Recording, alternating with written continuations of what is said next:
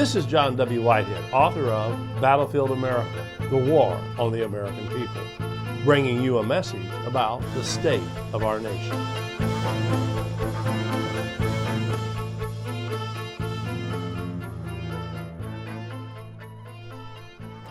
Dr. Miles Bennell, in the movie Invasion of the Body Snatchers, warns, "Look, you fools, you're in danger. Can't you see? They're after you.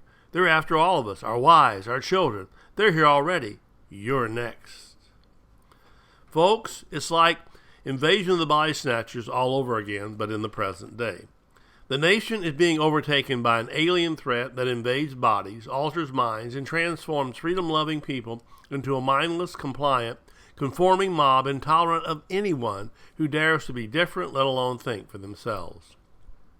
However, while Body Snatchers, a chilling 1956 film directed by Don Siegel, blames its woes on seed pods from outer space, the seismic societal shift taking place in America owes less to biological warfare reliant on the COVID-19 virus than it does to psychological warfare disguised as a pandemic threat.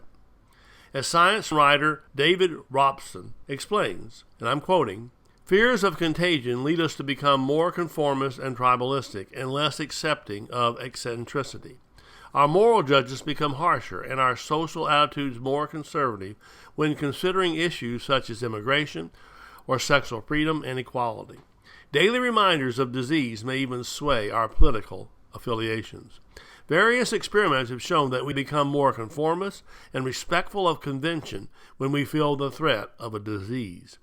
The evocative images of a pandemic led participants in an experiment to value conformity and obedience over eccentricity or rebellion." End of quote.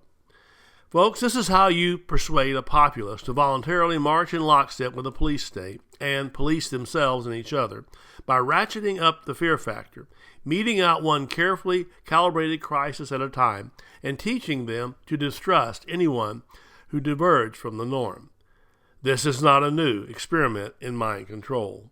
The powers that be have been pushing our buttons and herding us along the way like so much cattle since World War II, at least starting with the Japanese attacks on Pearl Harbor, which not only propelled the U.S. into World War II, but also unified the American people in their opposition to a common enemy.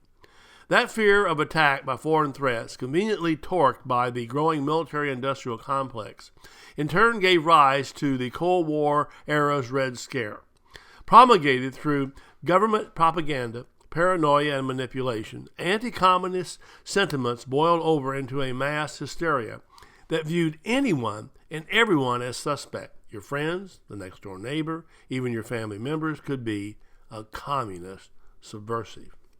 This hysteria also paved the way for the rise of an all-knowing, all-seeing governmental surveillance state. The 9/11 attacks followed a similar script.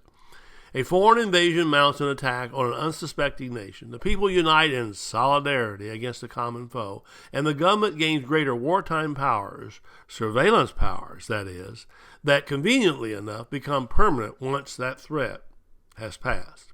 The government's scripted response to the COVID-19 pandemic has been predictably consistent. Once again, in order to fight this so-called foreign foe, the government insists it needs even greater surveillance powers and control.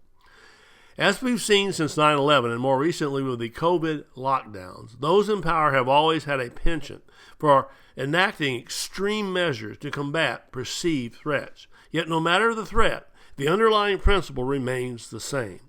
Can we hold on to our basic freedoms and avoid succumbing to the soul-sucking dredge of conformity that threatens our very humanity?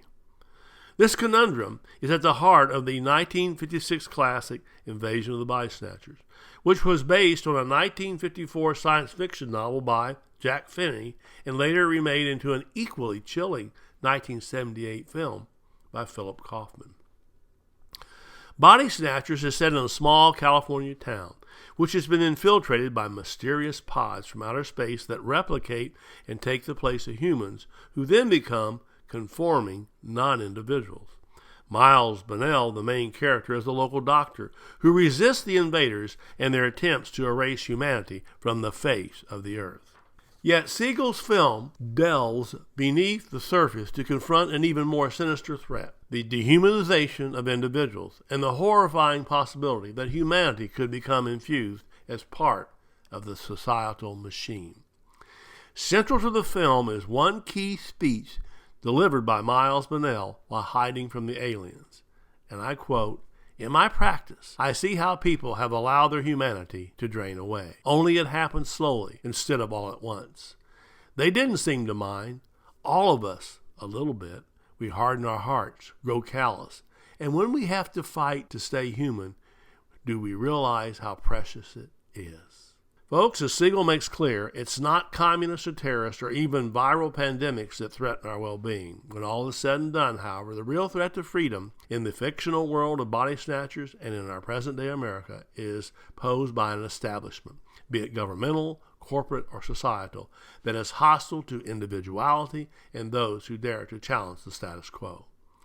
Acknowledging that Body Snatchers portrayed the conflict between individuals and varied forms of mindless authority, Siegel stated, and again I'm quoting, "I think the world is populated by pods, and I wanted to show them. People are pods. Many of my associates are certainly pods. They have no feelings. They exist, breathe, sleep. To be a pod means that you have no passion, no anger. The spark has left you. Of course, there's a very strong case for being a pod. These pods who get rid of pain, ill health, and mental disturbances are, in a sense, doing good. It happens to leave you in a very dull world, but that, by the way, is the world that most of us live in. It's the same as people who welcome going into the army or prison. There's regimentation, a lack of having to make up your mind, face decisions. People are becoming vegetables. I don't know what the answer is except an awareness of it." Ladies and gentlemen, all the threats to freedom documented in my book, Battlefield America, The War on the American People, came about because we the people stopped thinking for ourselves and relinquished control over our lives and our country to government operatives who care only for money and power. While the specific game plan for turning things around is complicated by a police state that wants to keep us at a disadvantage, the solution is relatively simple. Don't be a pod person. Pay attention. Question everything. Dare to be different. Don't follow the mob. Don't let yourself become numb to the world around you. Be compassionate. Be humane. Most of all, think for yourself.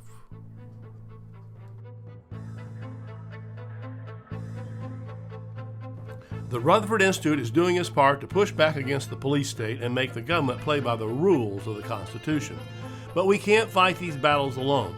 To join the resistance, visit our website at www.rutherford.org and check out our library of thought-provoking commentaries, legal resources, and so much more. Subscribe to our email alerts and I will send you my weekly commentary, Rutherford Press Alerts, and a weekly rundown of pertinent headlines and news articles to keep you apprised of the growing threats to our freedoms. And finally, if you are able, please consider making a tax-deductible donation to the Rutherford Institute by again visiting us online at www.rutherford.org or donate using PayPal. Your donation allows the Rutherford Institute to push back against the government's power grabs, corruption, and ongoing assaults on the Constitution. Together, we can make America free again.